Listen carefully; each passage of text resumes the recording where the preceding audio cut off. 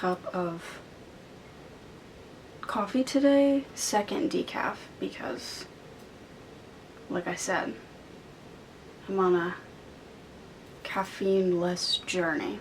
Anyway, being in a house with my parents for a whole entire day is great. I love them. But I've had company all day, and I am someone who treasures alone time. But I also talk to myself, but now I talk to my camera, which means you guys. So, whoever you might be. I also have to put it in a stainless steel cup every single time because I don't drink hot coffee fast enough for it to not be cold. So, stainless steel for the win always. Anywho, I'm here to talk about snow. And I'm not talking about the snow out there, which it's dark right now. But I'm not talking about that snow. I'm talking about this snow. I'm talking about the book Snow by Orhan Pamuk. And if anyone knows if I'm mispronouncing that, absolutely feel free to tell me. I would love to know. I could probably look it up. But anyway, I am coming up on the halfway point of the book.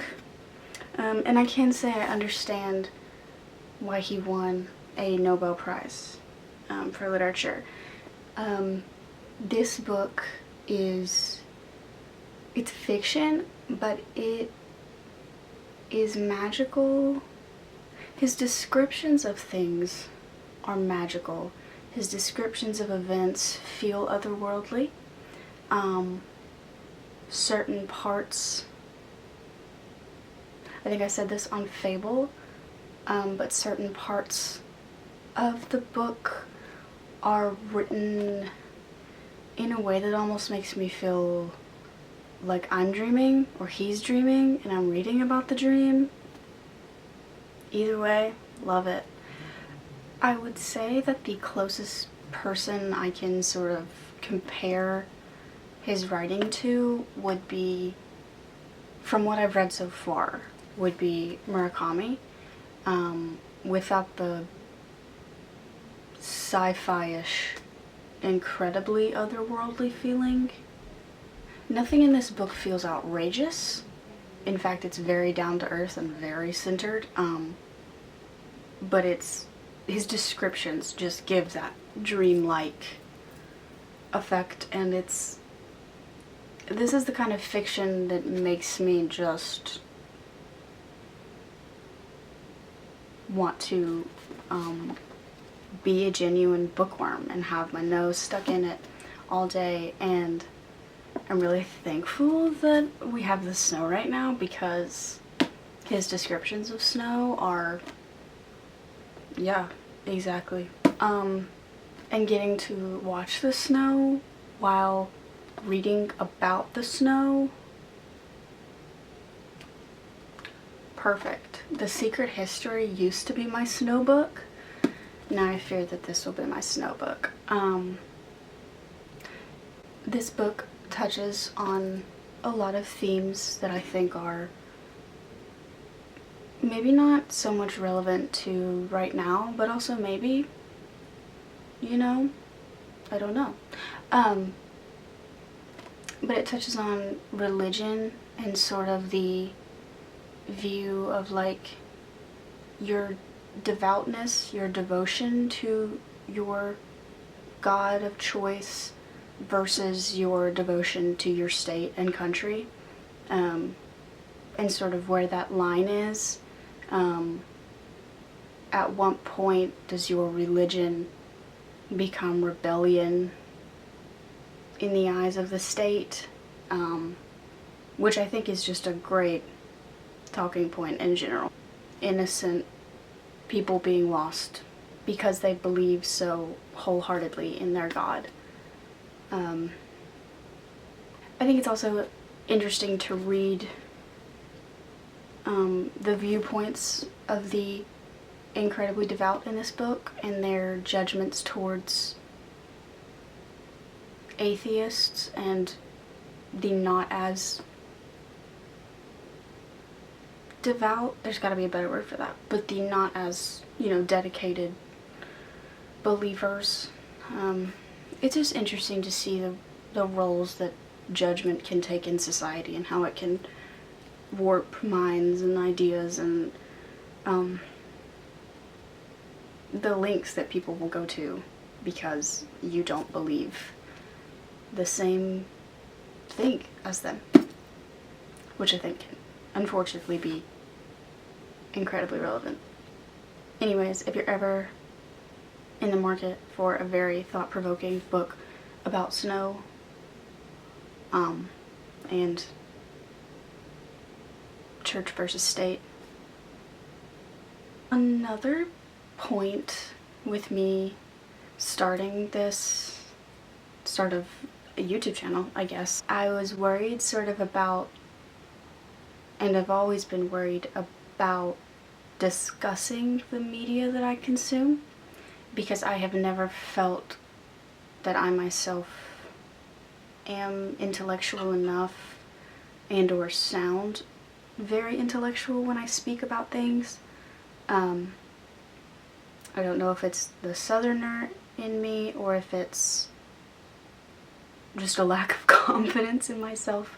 But so I'm kind of wanting to push myself a little bit more to discuss media, music, literature, movies, anything. I think the great fear of sounding stupid keeps me from opening my mouth a lot of times. I'm a very quiet person in my day-to-day life. I don't voice opinions very much. I don't voice thoughts.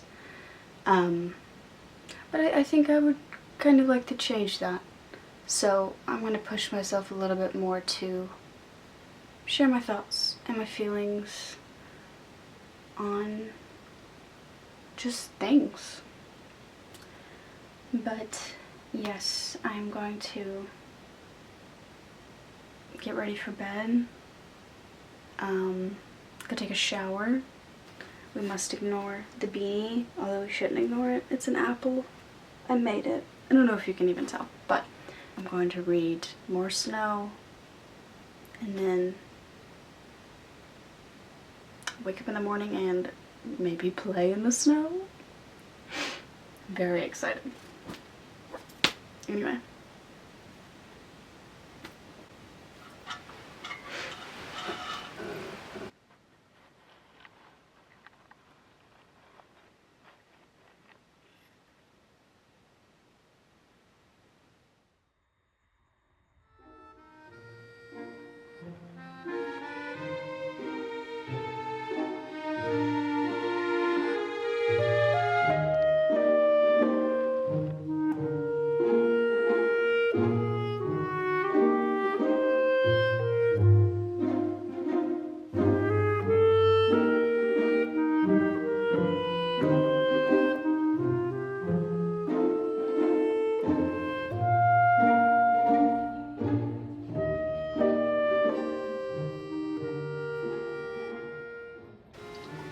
Getting dressed currently to go out and play in the snow a little bit. But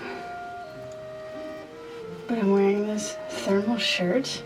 I just wanted to come yap about this for a second. I always get a little flack from my friends about this, but I absolutely love thumb holes, and I love utilizing them. Common? I don't know. Okay.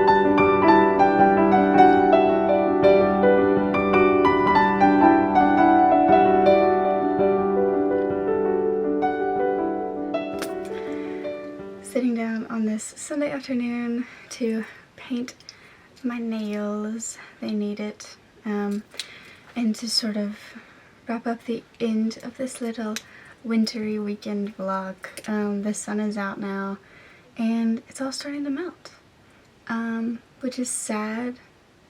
Sad to see it go because I do really love the snow. I love looking at it. I love watching it. It's so beautiful, but good now to get back to work and life as usual. I found this silver nail polish not too long ago. I love metal. I wear a lot of it most days, and I wanted my nails to be an extension, and so I kind of have decided that this like metallic-y silver is gonna be my color for the year. That I'm just, unless I have another occasion, my nails will be silver at all times. I don't really have a lot to talk about, but I just sort of wanted to sort of recap and maybe talk about some things that have been on my mind. Obviously this weekend getting to watch the snow and now watching it melt away has been interesting to sort of think about the concept of the different kinds of beauty, and not even the different kinds of beauty, but even just the difference in what makes things beautiful. That my day-to-day sunny grassy yard is no less beautiful than the white landscape of 3 inches of snow. It's just having this weekend as well to sort of sit and watch and just ponder and journal and read and just hobby about was a really nice thing, just to sort of get to relax for a while. I was journaling some earlier this afternoon, sort of trying to do more of a weekly recap type journaling this year, because I find that I think I'm a much more visual person when it comes to expression, and I got into a really good habit of journaling last year, but it sort of just became overwhelming for me, and I would get really bogged down with it almost becoming a responsibility, less of a habit, more of a responsibility. And then when I fall off of it, I get this, I feel guilty that I haven't stayed true to that goal to journal every day. But I found that while that might be something doable for some people, it's not for me.